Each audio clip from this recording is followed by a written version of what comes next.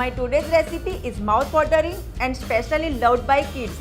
So let's see and get started to prepare hash brown potatoes. Take 3 to 4 grated potatoes, wash and keep for 15 minutes to remove starch from it. Now strain it and squeeze and remove extra water. Next, in a pan, put 1 tablespoon butter and grated potatoes and cook for 3 to 4 minutes on medium flame. Now remove in a bowl and let it cool down.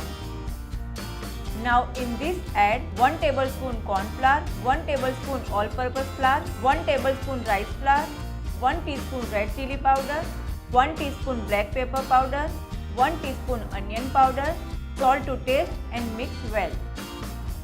Now spread the prepared mixture on a smooth surface and cut it into square equal parts.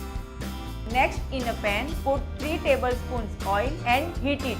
Now put one by one prepared hash browns and fry until golden brown on one side on medium flame. Change the side and fry the same way. Now remove this and prepare all hash browns the same way. Hot and yummy hash brown potatoes are ready to serve. If you have liked this recipe, then please don't forget to click subscribe button on this side and this side click to watch my other videos.